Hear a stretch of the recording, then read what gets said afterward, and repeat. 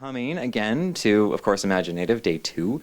My name's Daniel Northway Frank. I'm the manager of Festival Initiatives here, and hope you're having a great time and had a good last night, and hope to something yet today before this. Want to thank Harold Greenberg Fund, who's our sponsor of our industry series. We offer 10 professional, public professional development opportunities, pitches, micro meetings, and master classes between now and Saturday. So please check them out around page 103 of your catalog guide, also on our app and our festival website. And here we are. I'm not going to go too much further in with housekeeping notes because that's too long. Imaginative's short drama pitch competition, always a winner. Happy to do it again with our wonderful host and pitch training professional leader, Deborah Day, digital media strategist with Innovate by Day. So thank you, Deb, again for another fantastic year. All the pitchers agree that your insight and advice has probably transformed their work from when they stepped in to when they're about to present it now. And I want to thank our pitch jury. I kind of forgot who was actually there till I got to see your. I'm so glad to have you all there and helping make a decision on this winner. So thank you for that. So I just want to say very briefly what is up for the win today. It's a fantastic prize. You can't go wrong. Pitch, practice, submit next year. Definitely do it. So the Drama Short Pitch Prize has the following prizes. A $5,000 cash prize from APTN with broadcast eligibility. Fantastic. That was new last year. A $2,500 gift voucher from William F. White for production equipment. A TIFF 2015 conference pass valued at $450. Year-round interactive consultation with a producer from the NFB Digital Studio. $750 in post-production services from Technicolor Creative Services. And that's the same for the doc before. I forgot to say that on the website.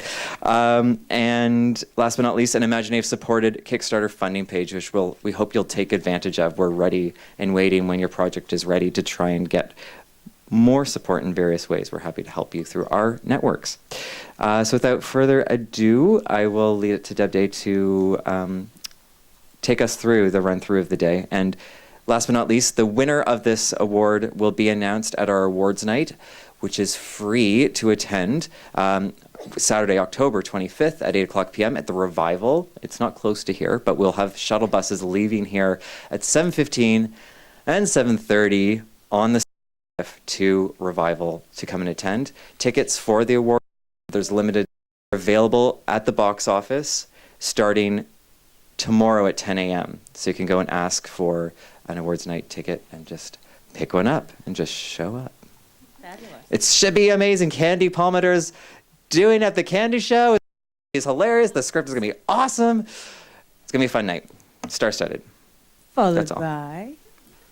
Did you say goodbye? No, it's followed by... Followed by... 15th anniversary celebration.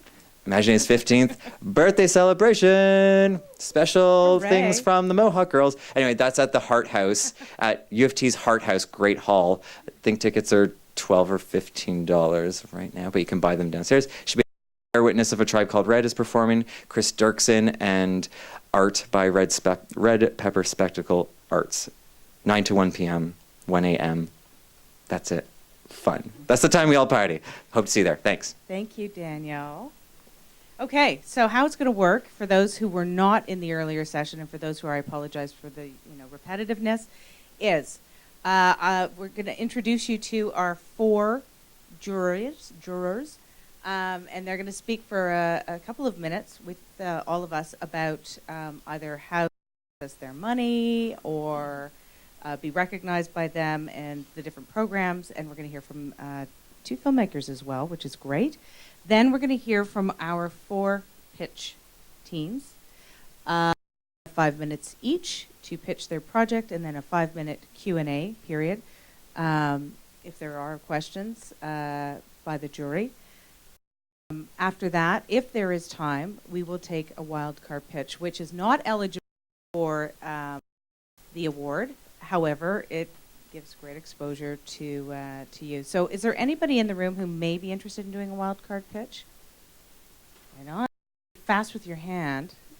because we had 3 people in the last one. One person put up their hand quickly, and she got to go. All right. So without further ado, I'm going to start with Melanie Neepanak Hadley, who's the manager. Did I do it right? Yeah. Great. Manager of Programming Central Region, APTN. Thank you for being here. And one of the reasons we're here is APTN. Right. Oh, this is a complicated chair for short people. Okay. You did well. There we go.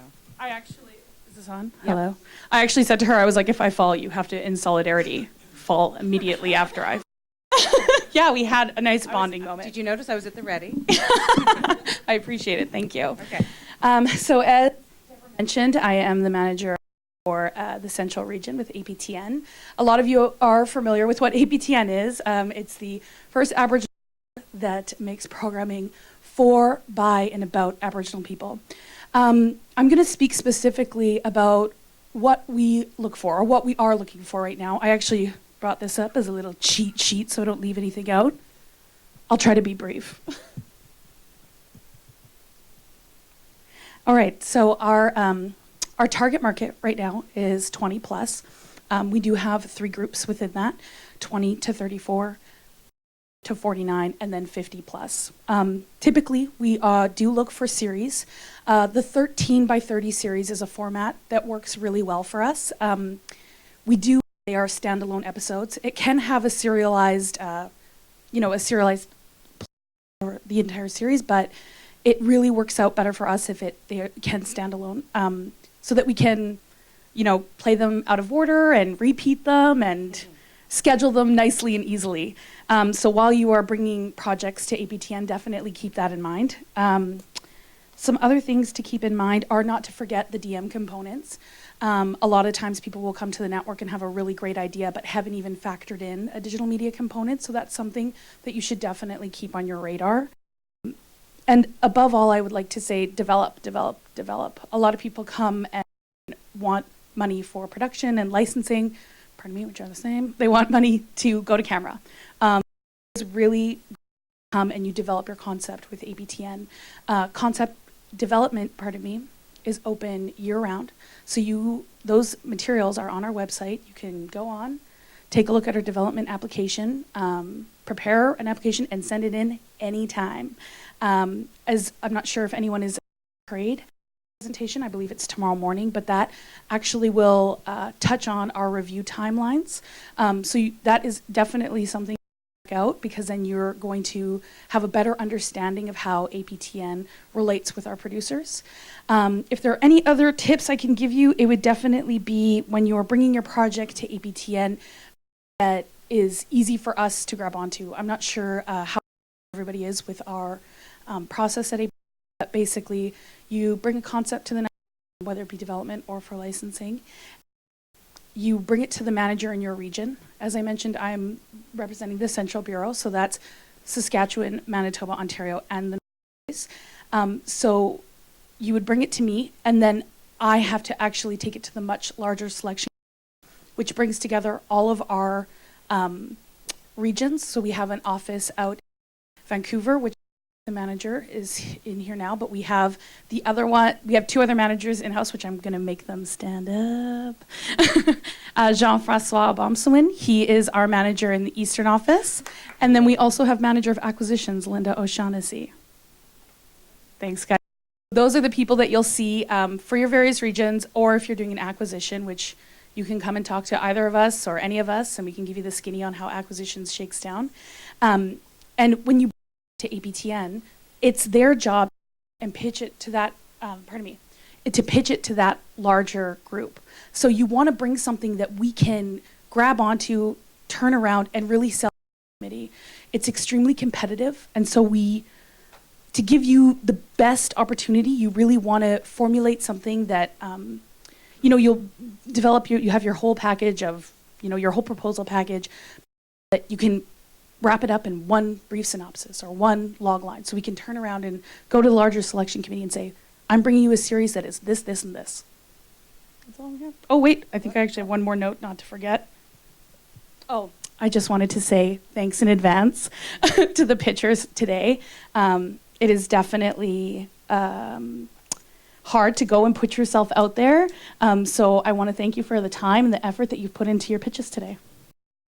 Thank you very much. That's perfect. And you're around at the festival. Of course, come again. Like I said, I'm fairly new in the role, so I'm wanting to get out there and meet as many people as possible. So come and say hello, and we can Introduce chat. yourself. Yeah. Don't be shy. Don't be shy. Got it. Thank you. Thank That's you. all right. Yeah, I think we should. That's where we should end. Thank you so much. That's great.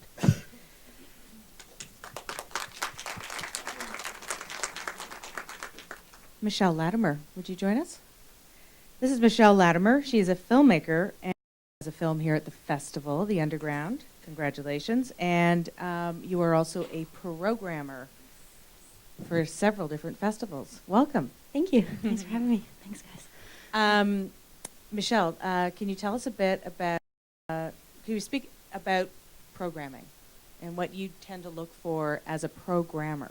Sure. So, my big thing, and straight up, is vision. So I'm looking for a voice. So it doesn't have to be the most polished thing ever, but I want something that is visionary, that has your voice, and else could make this film. And so for me, that also translates to innovation. It might be pushing form or a personal story way, but mainly I don't see this as television. It is film, and film has to be an auteur voice, in my opinion, and it has to come from you and be original. So. Okay, great. And can you speak as a filmmaker? Mm-hmm. When you go out to pitch, what are the elements that you look to do in terms of presenting your projects at an earlier phase? Again, like I think for me, and they're sort of synonymous as a programmer, but also as a filmmaker. Like I want to know why you're the only one that can make this. And so when I'm pitching as a filmmaker, I try to put myself out there and that. Put my personality, put why I'm passionate about this, why I need to tell this story. It shouldn't be like, who cares, it's a nice story. It should be like, I have to tell us, like as Indigenous people, I feel like our survival is also tied to that. And it's very, it's a big responsibility I think we have as Indigenous filmmakers. So. Very cool. Sort of last closing notes on filmmaking? Tips. Well, it's a visual medium. It's right. not a book. Mm-hmm. So, translating that, telling, and just speaking from a personal place. And don't be afraid to put your personalities out there.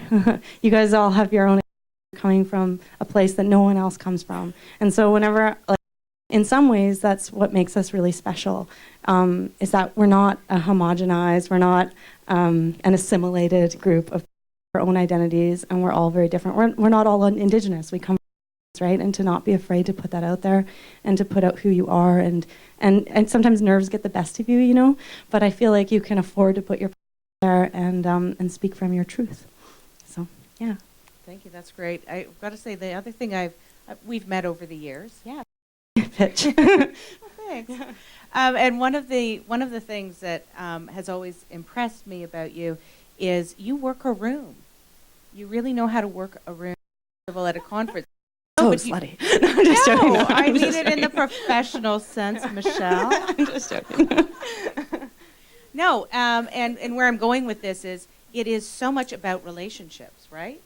It's about building relationships. And I find, conferences and festivals like Imaginative are such an opportunity for filmmakers to establish or deepen or further relationships. Yeah, I think it's interesting you say that, because I think when I first started in film, I was by that idea, because for me, I imagine it like people sliming up to other people and being, here's my card. And I don't really feel like it has to be like that. Like, you can have nice conversations, you can have real connections. And it's not about going and meeting 100 people in the room. But like, if I can walk away from something like this or a party where I've had one nice conversation where I actually think to know that person, that's real. That's the stuff that, so to go up to someone and be like, can you invest $30,000 into my next film? Come on. They're just, like, you want some kind of connection. And I think looking for something real is in our own filmmaking, but I think we're tasked to do that as artists. Thank you. That's perfect. Thank you. Michelle St. John. She is also a filmmaker, producer, and she has a film at the festival. Ipikiwak?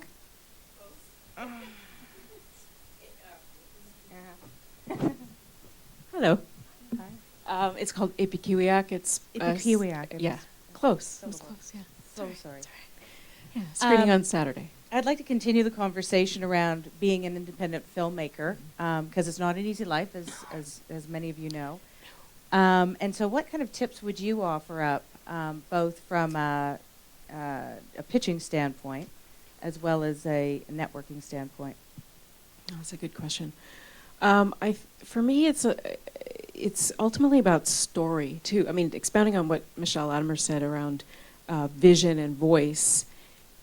You know, the kind of clarity that you have, that passion, but also how you plan to tell it. I think it's very helpful for us on the other side to know what your bounds of that could be. Right. And as a filmmaker, you want to know. You need to know. Mm-hmm. Sort of stretches out to the people that you're choosing to work with in terms of creative collaborations. If you're the writer and you're working with the director, who are you working with? How do you build that? How do you share that vision? Or if you're both, and who's on your team? Mm-hmm. And I think building those relationships has been really critical to everything that I've had an opportunity to work on.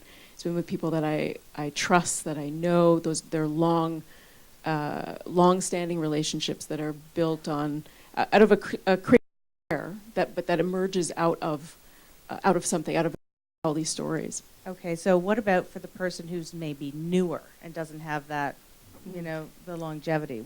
Is there a recommendation you could make? Wow, that's good. I think studying, watching a lot of films, and finding a visual language that you connect with in someone else's work is not a bad thing. To have something to hang your hat on when you want to be able to put something together. You want to be able to say, it feels like it could be this, or these things. Like corollary films can be very helpful in sort of honing or narrowing your focus. Right. And if the people that you work with can relate to that, then I think you have a starting point in conversation if you're new to each other. Right. So trying to find dots where you can connect with the material and the tone or Yes. length or genre, let's say. Yeah, absolutely. Okay. Yeah, and if it is genre specific, study that, watch everything. Really inform yourself as to what the possibilities could be for how you could realize that story in your own way, in your own unique way. I'm also going to give a plug to social media here. Yeah. Thank God for social media. There's no excuse not to know who you're pitching to and who you're reaching out to and finding people's voices. Get online, find out, and find out more, and find out who they're connected to. Yeah, absolutely. Yeah, Twitter, Facebook, everybody's LinkedIn, on there. whatever. LinkedIn, yes, Yeah. that's a good one too. Well, great. Well, thank you. Thanks for being here. My pleasure. Good luck, everyone. And our fourth is Adam Piron. Is it Piron or Piron? Piron.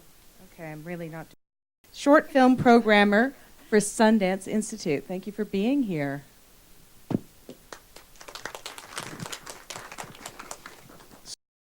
It is a little freaky because there's no back to the back of the stage here. It's just, I'm not. Don't tell me that. I know. I'm just kind of doing this a lot. So, tell us what you're looking for. Why are you here? I used to work for the Native and Indigenous program at Sundance. I currently am one of the short that works at the film festivals. So, we screen all these submissions and we program the different short film programs for the festival. Great. And why I'm here. Yeah, I'm here just again to try to meet new artists, see what's out here, and to connect with people and let them know also about the Native Lab, which we encourage everyone to. It's a workshop, sort of a mechanism set up by the Institute for Native Filmmakers and writers, to just a space where they can work on their ideas. So. Sounds very cool. Is there an application process to that? There is. It's on the website, and I believe the deadline is in February. It takes place in May in New Mexico. So. Sweet. Okay. Well, that's exciting. And so you're looking to meet with people. Films. Exactly. Yeah. Obviously. And can you give a tip to kind of for? Yeah, anything that's something that has an original voice, kind of similar to what Michelle said, or what Michelle said. Yeah. Sorry, there's two of you. Michelle. So, but both of them, I guess. Yeah. But yeah, something that has a lot of how would I put it? Originality in some sense, but also too agreeing with what the last Michelle said. Definitely, I myself, this is just like my own personal thing. Mm-hmm. I love genre films. I'm a big believer of studying those things and kind of going the Tarantino way of like studying it enough to the point where you can know something that's unexpected. So yeah, also something unexpected, anything that's gonna like hit me, I'm really just out to look for. So yeah. Very cool. Mm-hmm. Thank you very much for being here. Okay. All right. So moving right ahead, we're going to hear again. It's the father, and begin with Ryan. Join me in welcoming him. Thanks.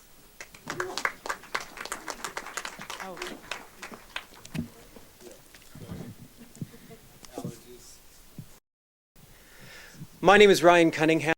I'm an actor. I've been working professionally on stages across Canada for 20 years and in television and film for 18.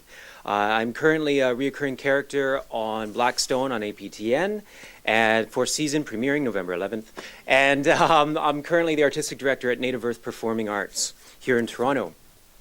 My short dramatic pitch is based on a short story called 5'9" by Trevor Corkum.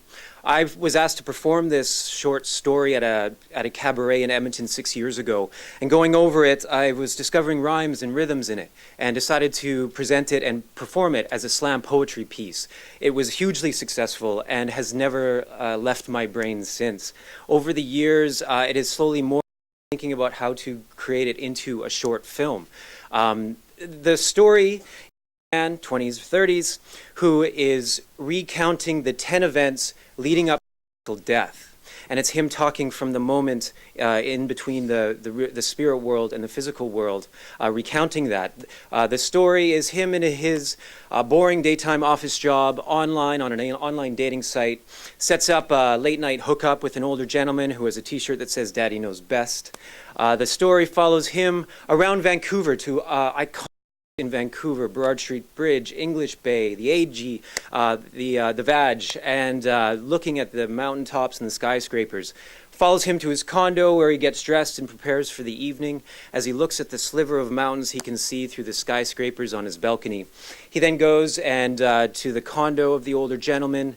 They meet, they hook up. It's a very sensual evening. On his way home, he's walking along the where he jumps up on the ledge that he's done 1,000,000 times before, slips to death. My concept for the film version of this story, it's like I said, our character, our hero, is a slam poet. It opens with him in Café Soleil in Vancouver, the slam poetry hub of Vancouver. It's a packed audience, and he's telling this slam poetry poem about these 10 events that lead up to his death. The viewer doesn't quite know he's dead yet, figures it out throughout the piece. And so as he's reciting, we cut to video narrative of him going through these events, walking past these iconic places in Vancouver with the slam poetry narrative over top, describing the images. I call this a letter video postcard of Vancouver. And so when we cut back to our performer doing the slam poetry piece at Café Soleil, every time we cut back, the audience gets smaller and smaller and less. Until when we get to the last, it's 10 chapters, the 10 events. When we get to the last one, it's just himself watching himself perform. It's the spirit coming to terms with being death, returning to the source and the creator. I'd like to give you an example of the slam poetry. The Burrard Street Bridge is the oldest in Vancouver, built on a blanket of land stolen from the Squamish.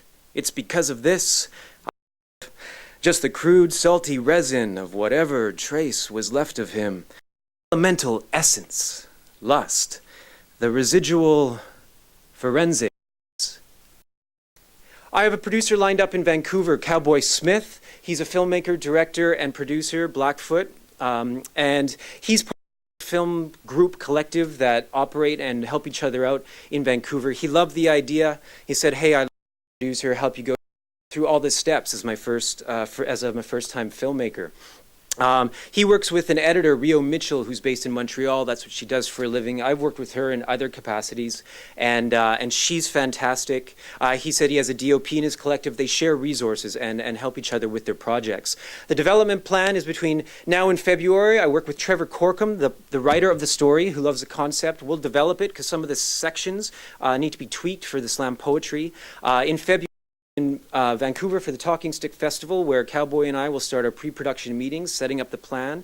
And then in April 1st, I'll be applying to the Canada Regional New Media Grant for funds to film it. Once we're successful, we'll know by August.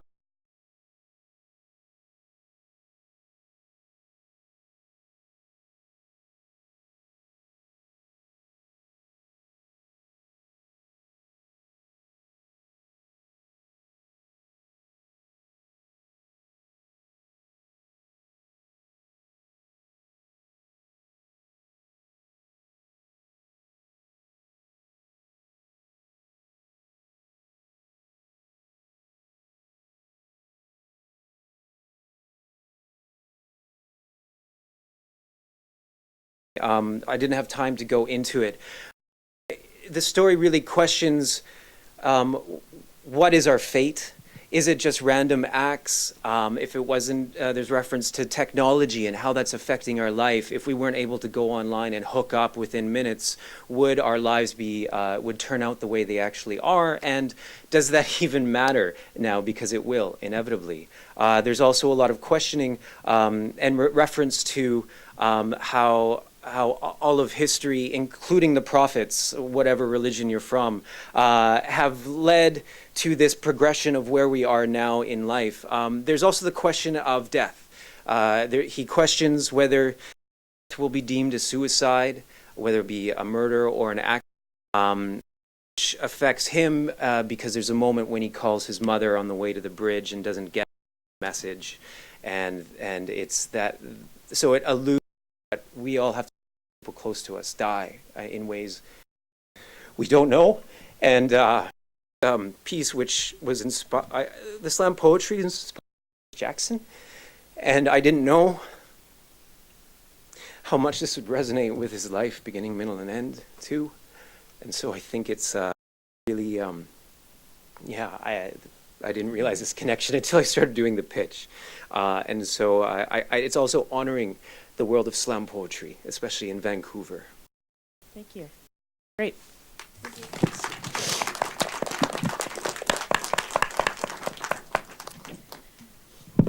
Next pitch, Fallon.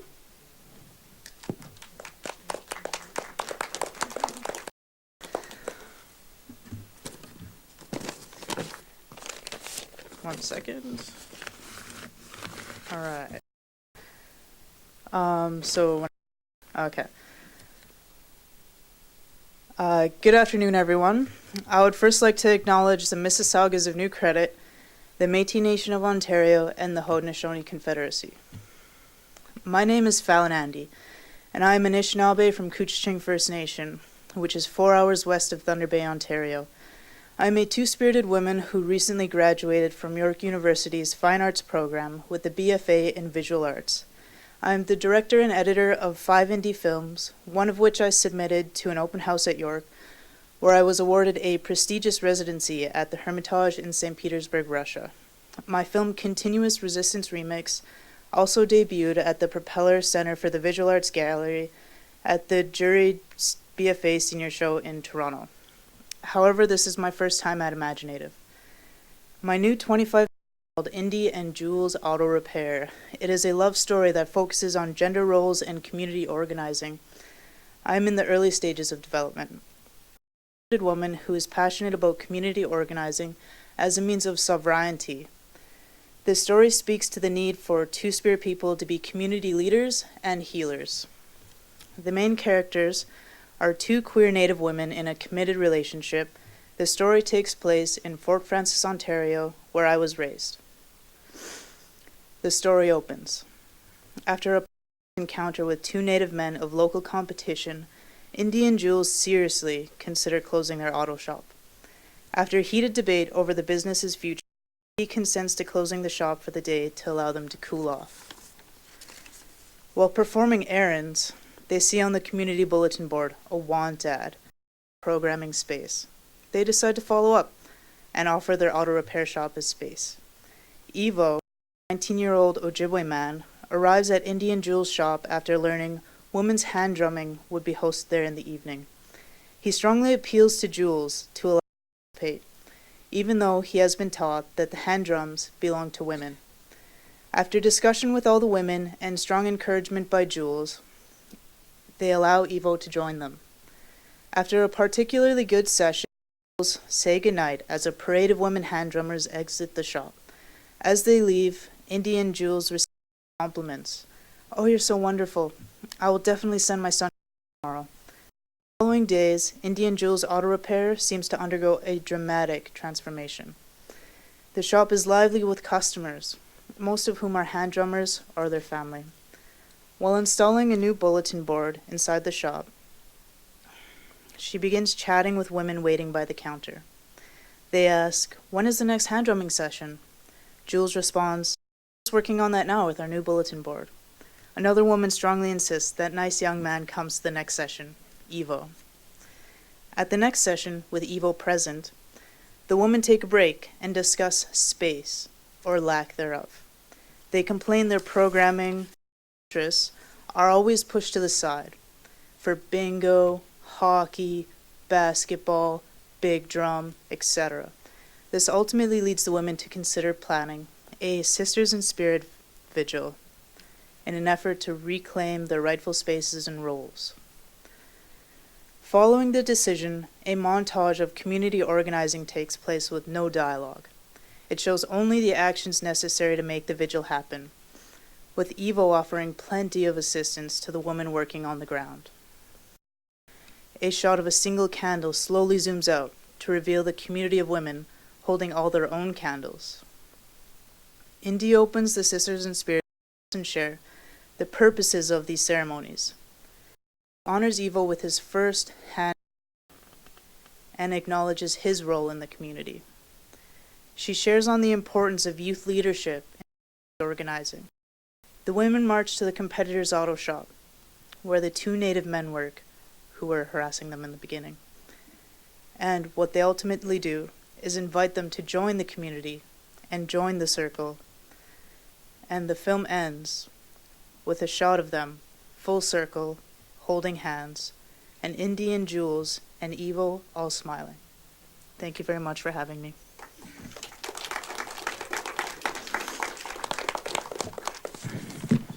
Jules? Hi, thanks for that. You say that you're early on in your development stages. I guess I just want to know at which stage have you written the script for this? No, I haven't, but I have a very nice piece of prose, and from all the scenes that I described to you, I'm 100% sure that I would be able to develop the dialogue furthermore. Great. And at this point, duration-wise, how long are you looking at? I'm looking for about 20 to 25 minutes. Okay.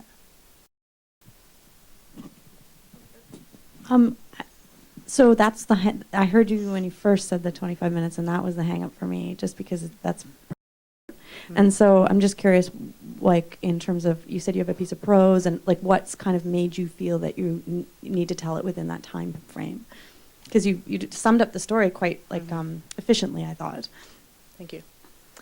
So in that time frame, I suppose the universe that I've sort of created, and I really want to be able to universe to be able to like transform it into like however that would need to go, you know, if that universe could possibly fit on the 13 and 3 that you were talking about, that would be great. But also I was just thinking of like Dennis Oulay's The Awakening, and just sort of having that sort of short film that you can just sit down and watch to just really feel motivated. You know, it's like one of those feel to feel-good movies where, you know, you have these amazing role models and you feel good. Yeah, so I just like just in feedback, my response to that would be that there's a lot of, like, even Dennis's short that you a lot shorter than 25 minutes, and so I think sometimes you can create a world in a much more efficient way, and sometimes it's not always about time. Just to say that I thought you summed it up very efficiently, and then the 25 minutes I was like, ooh, that's long. As a program, it's really hard to program, you know. So I just throw that out there, but I wanted to also compliment you in that I thought that the play on gender was really nice. Could I ask you a question? Would be like a better 15 I don't minutes, think 20 that. I think minutes? it's always within the story you want to tell. So if it ends up being 25 minutes, then that's the story you want to tell. But I think you need to know that it's a much harder program sell because you've just taken the spot of, you know, how many 5 short films that are 5 minutes, or, you know, 12-minute films. So you just know that the longer you have something, the harder it becomes short time frame. Okay. Adam? Thank you very much. Yeah. If there was, kind of going off of what Michelle was saying, if there was one part, or like at least a certain selection of scenes that you had to tell the story with, like, what part would you think that would be? How you told us the story so far, like the meat of the story, you know? The meat of the story. I think that I really want to tell it all, but I think what's the really important message that I want to send across is that Two-Spirit people have an essential role in community organizing. And, you know, a lot of that looks to leadership roles, you know, mentorship, also to just like healing, you know, and creating intimate relationships and creating connections with everybody in our diverse communities. And so, I mean, if I could shorten it up in any particular, probably just be to make sure that I send that sort of jumbled message across in it somehow.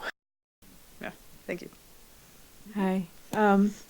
I thank you for the pitch. I know Fort Frances quite well, and so I can kind of envision it as a character in the piece as well, in terms of the environment. And to that, I mean, yeah. But I think it sort of speaks to what Latimer was saying around, you know, telling it in an efficient way. Like, that environment is really specific, as you know. Yeah. And I guess what triggered for me, or a question that triggered for me, was around the relationship between two-spirited people in the area and the community at large, like how you guys are perceived by the local townsfolk. You know, it feels like there's room for that, because there is such a chasm. And, I don't know. It triggered for me, because I thought, is there something in there around that for you as a filmmaker, as someone from there area very well?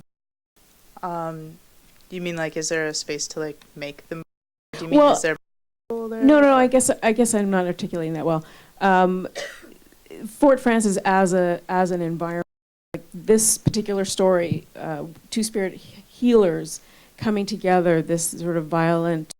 It's not something that's like Boys Don't Cry or anything. It's nothing like that. Okay, fair enough. That's thank you for that. Don't be afraid. I'm sorry. No. It's all good. It'll be okay. Yeah. Okay. I don't think I'm articulating this question well. I apologize.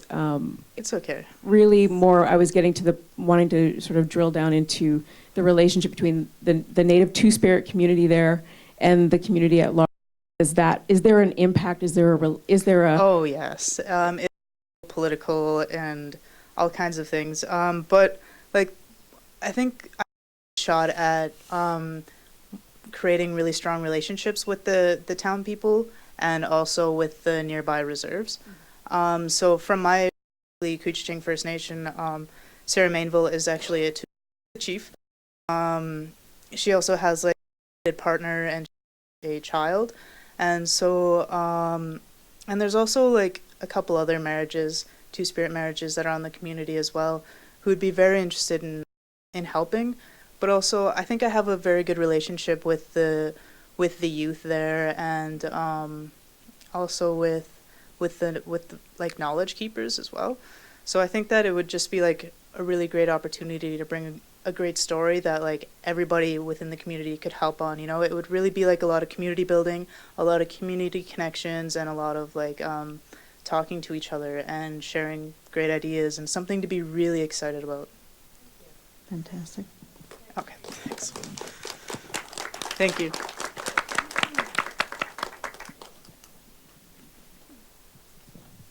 Michelle. Just let me sync the. Yep. Okay. Is this yours? Oh yeah. Sorry. Don't want to read your pitch and repitch it. I just. Big hair. Fluff.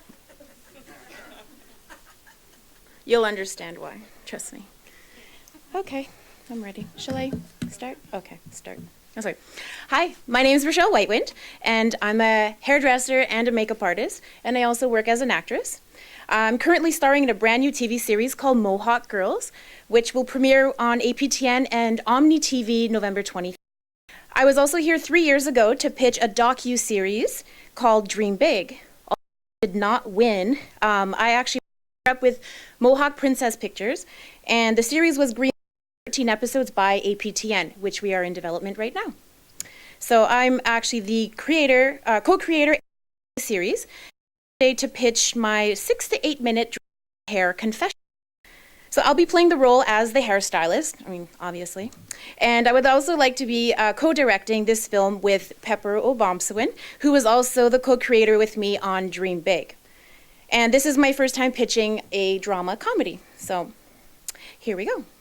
Do you ever get your hair cut, comfortable with your hairstylist, that you just open up and talk about your personal self? Well, this is a drama comedy short pitch about exactly. The idea comes from 18 years of hairstyling and the many stories that have been told to me from the client chair. But first, let me tell you the different types of clients that I see on a regular basis. So first, there's the blow-dry client. Bless her heart and all 5 strands that she has left on her head. She comes in every week for a blow-dry, and this week she tells me she wants the Kim Kardashian hair. Well, Kim Kardashian doesn't even have the Kim Kardashian. It takes a whole team of stylists and weaves to make her look like that. But I blow-dry and back home away, bringing her one step closer to Jesus. So she starts telling me about her vaginal issues.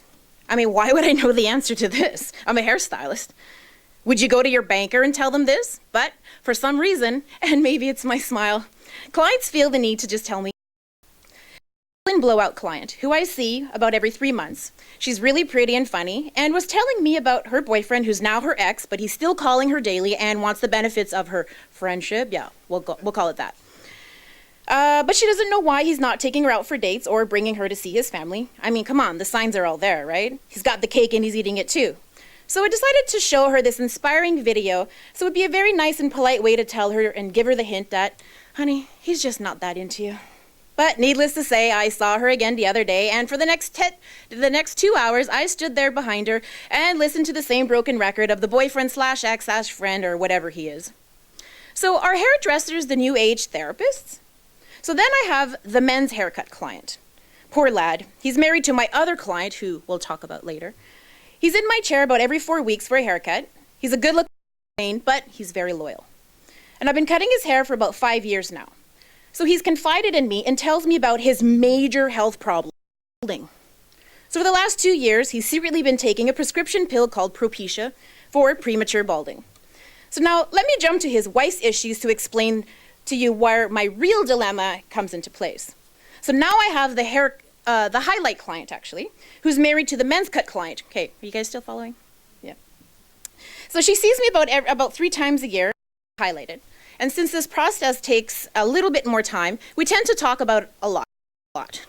So she's been trying to get pregnant for a few years now and has vitro, the acupuncture, meditation. She's even standing on her head even after having sex to better her chances of conceiving. She tells me her husband is impotent. Maybe that's why she's having a hard time conceiving, pun intended. Her husband's on, let me explain. Seriously reduces quality of life due to erectile dysfunction and impotence. See her dilemma?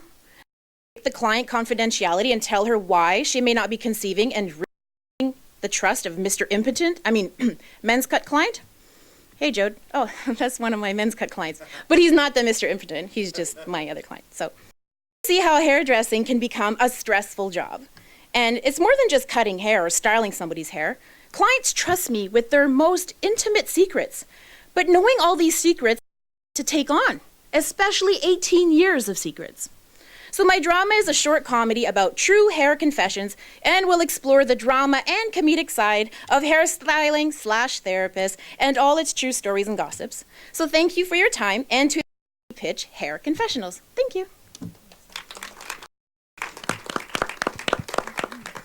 Thanks, Raquel. Yes, I have a question. So, Rochelle, I really liked how you brought your own personality and experience to it. I'm curious the format. Like, I'm just not clear, like, what I'm going to be seeing when I watch your film. Okay. I was going to put it in the pitch, but I figured I would just explain the characters. So how I kind of saw it as confessionals, when you go see your priest and, it's like, next, hi, blah, blah, blah. So I kind of at first did the first shot of her just spilling out her guts, and you don't know, all you see is a really zoomed in shot. So the hairstylist is basically explaining all her problems. Today, this one client came in and told me about, her husband's impotence, blah, blah, blah. So then it zooms into kind of like into the characters. So then I have all the characters, and at the end, it zooms out, and you see the hairstylist talking about her problems, and it's not to a therapist, it's actually to the bartender. Bartenders are also known as the stylists and stuff. So it kind of just played on to type of theme. Yeah. Does that make sense? Yeah, no, actually, that's a lot clearer for me. Okay. So I don't know. Yeah, I think that is important information to know. Okay. Anyone else? I actually answered. I was going to end. Nope. Okay. Well, great. Cool. Thank you.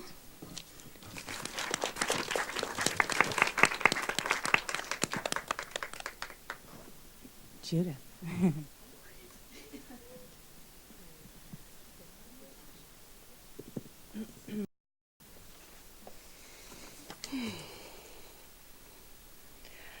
Good afternoon, audience and jury members. My name is Judith Schuyler. I am a part of the Oneida Nation.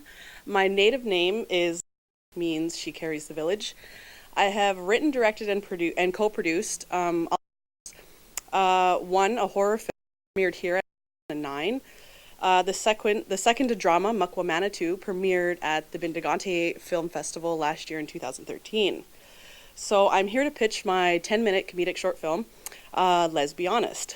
So this film will show a 20-year-old brave woman who is looking for another gay Indigenous woman in the city of Toronto. So to put things in perspective, has anyone seen the college humor videos, the 6 girls you'll date in college? This is going to be sort of like that, except the 6 lesbians you'll date, all epic fails. So here are some examples.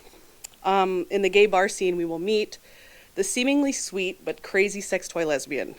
So she wears a bow in her hair. She talks in a sweet little girl voice. She has a flowery, flowy dress. She has a sweet innocent.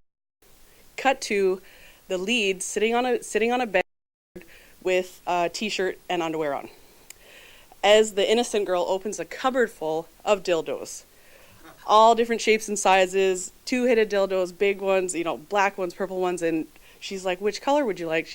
And the lead's like, "I'm out of here." She takes off out of the apartment to hail a cab, wearing only a t-shirt and underwear, as the innocent-looking girl comes out of the apartment waving a huge purple dildo. "Hey, wait, where are you going?"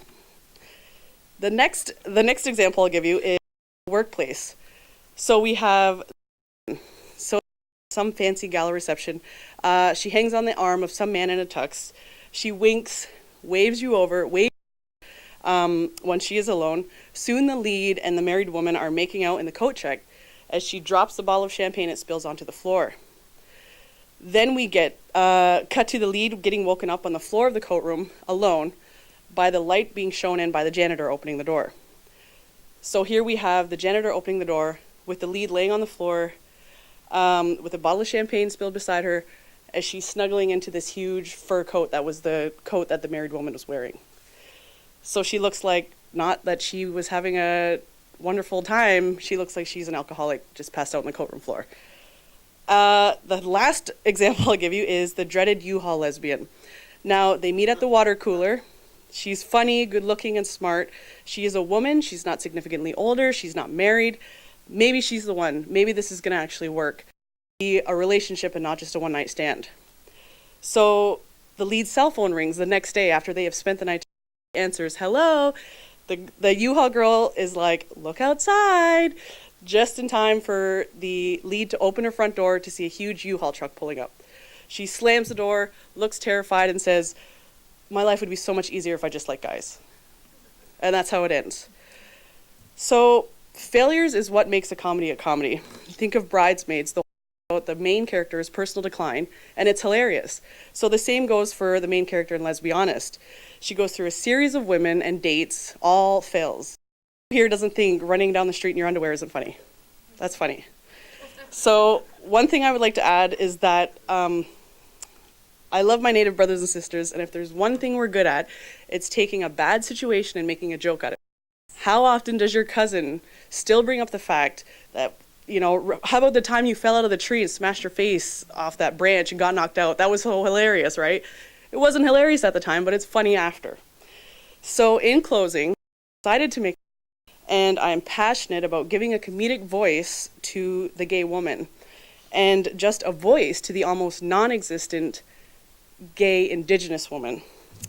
This will be a full cast of Native actors. I want to bring ideas of the gay Native woman into the 21st century. I'm taking a step out of my own box in making, as a gay woman myself, I've been dating 17. I didn't come out till I was 21. I left my community when I was 22, and I'm now 32 years old. You do the math. It hasn't been an easy road. I would love it if this festival and this panel of judges support me in this endeavor and take a step with me into the future, not just for gay people, Indigenous women.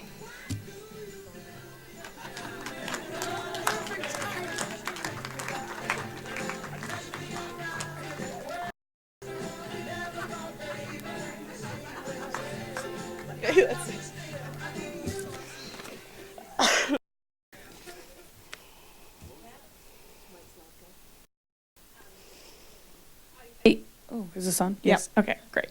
I'm just wondering, you had mentioned that you had quite a full cast. Have you in mind yet? Like, are you thinking of, this is autobiographical in some way. So is there anybody that you had in mind to star in it thus far? The only one person that I did think of since the festival started was Candy for one of the characters, probably the Butch character.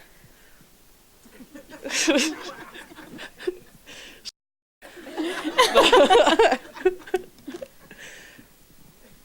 I go? Okay. Yeah, I was wondering, with the overall story, are you mainly just trying to show different types of Native lesbians, or is it like a journey that you're sort of tracking? I'm kind of making fun of, a little bit making fun of the Butch and the ones I only mentioned a couple, but there's also the convincing drag queen. Just kind of things that you have to deal with as a gay woman that maybe the straight community doesn't necessarily have to deal with. I mean, I'm sure there's still a U-Haul straight woman, but you know, it's just kind of examples that I've seen. So, but what your intent is with this, to show that, or is it to sort of track sort of that? It is just to bring a comedic. Every film I see about gay people is usually very serious and very kind of sad or somber, and I don't want it to be sad. Okay, cool.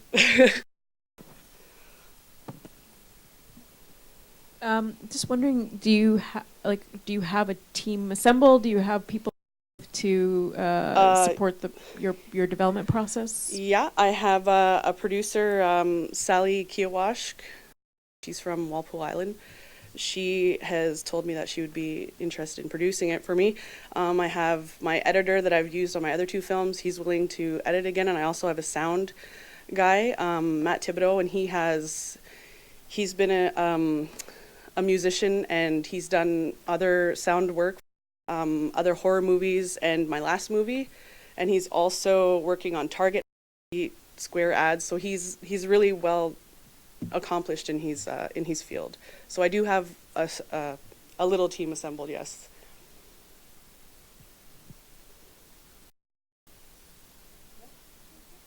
Thank you very much. That's it for our 4 formal pitches. Thank you, guys. Well done. I'm just going to check the time. One pitch. Where'd you go? Okay, let's go.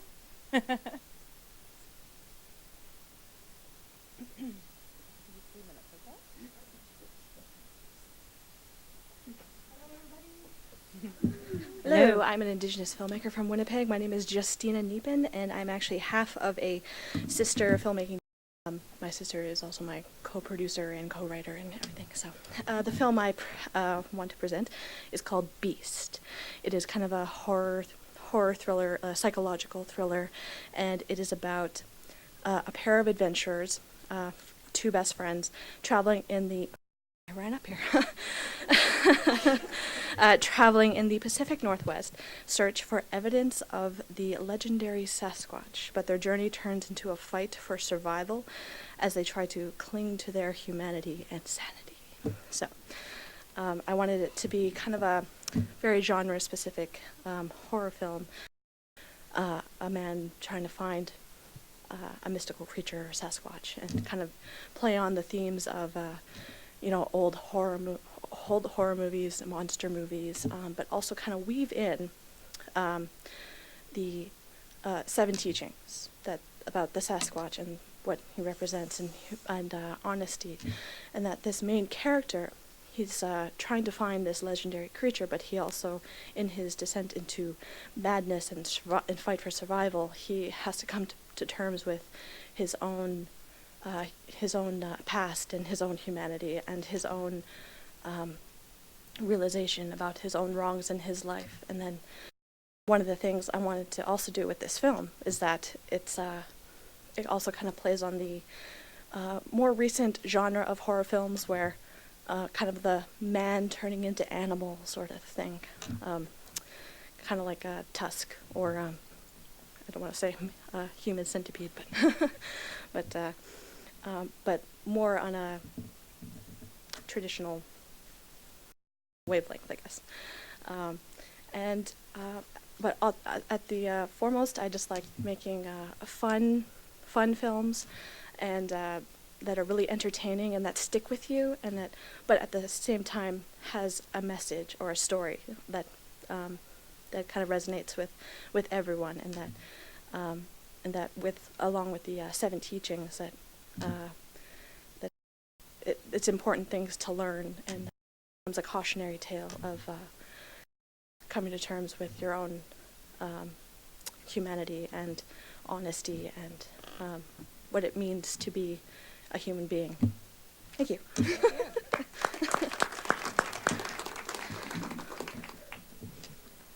Jurors? So so just to say, I love like man becoming beast. That's awesome, and I want to see that. Rusty is in a short film, and with the 7 teachings, and you talked about him coming to realize or come to face his past. What that looks like? What do you mean? Like, is he in the woods, and when is he having flashbacks? Like, I'm just curious what. Well, I guess the general storyline would be like he's going into the woods and in this specific area where there has been a lot of Sasquatch sightings, so he wants to see if he can actually find this creature. But then in his journey, as things start to fall apart, as he gets more, descends more into his own isolation, he kind of becomes the Sasquatch sort of thing. So, and then one of the images I wanted to end off with end the film with is that, some other hikers are going to the woods, and then you could see this blurry, shadowy man figure walking through, and you think Sasquatch, or is it this person, or...